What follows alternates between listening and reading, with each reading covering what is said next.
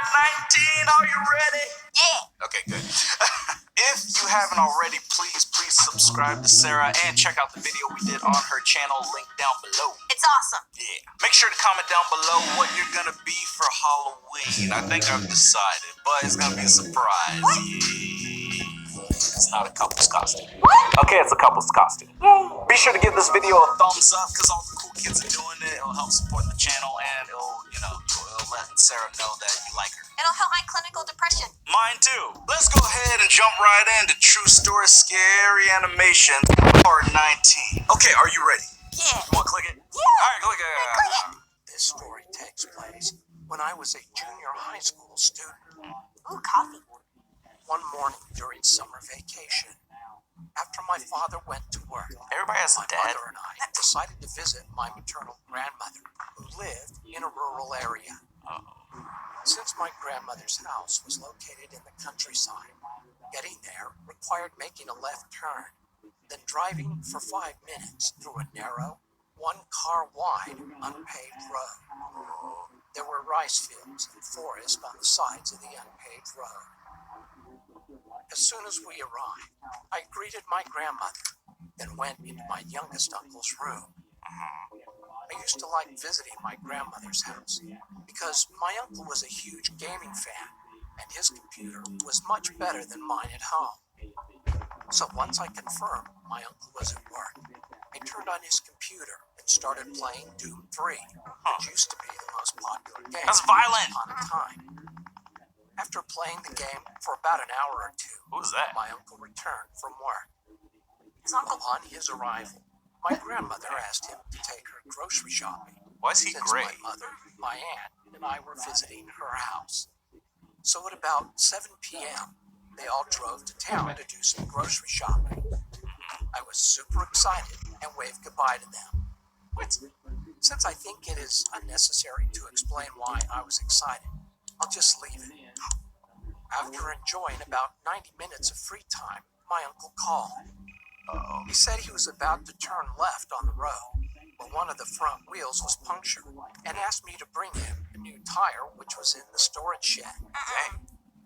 As I said before, after making that left turn, it took about 5 minutes to drive through a narrow, unpaved single-lane road to see my grandmother's house, but it took about 20 to 30 minutes on foot.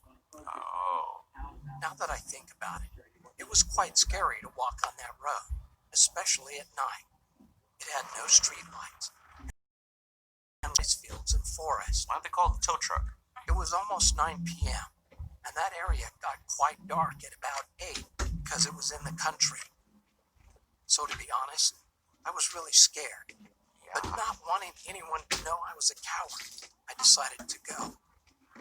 I grabbed the tire, left the house, and started walking along the unpaved road. I could see my uncle shining his car's headlights toward me. Already? That said, he was still quite far away from me, and the headlights looked like 2 big yellow dots. I was a bit relieved knowing my uncle and family were on the other end of this road, but the night was dark, which deepened my fear. You know, when you walk in the darkness, your eyes adjust, and you start to see unclear shapes. I felt like I could see someone standing in the rice field, Oh, it's a and tree. someone sitting down, Is it? his chin on his hands, and looking through the bushes. I don't know why that scared me. I broke out in a cold sweat and held my legs to keep It's them Bigfoot. from shaking. If being alone on a pitch dark night, and because of the fear and the delusion I had created, I remember feeling really dizzy. Dang. After walking for about 20 minutes, I looked towards my uncle's car and realized I was nearly there. There you go. Feeling happier, I rolled the tire faster. I rushed to hand over the tire to him as soon as possible, but saw something in front of me. I wasn't sure what it was, because it was still a bit away from me, but it was something dark. Suddenly, I felt strange, slowed down. Since I wanted to determine what it was while still having some distance, I strained my head and neck trying to look carefully, but it was too dark. Although I was scared, I started to walk again, thinking nothing is going to happen because I have my uncle and family about 300 meters away. 300? But when I got closer to it, I stopped because it became clearly visible. It was an old woman squatting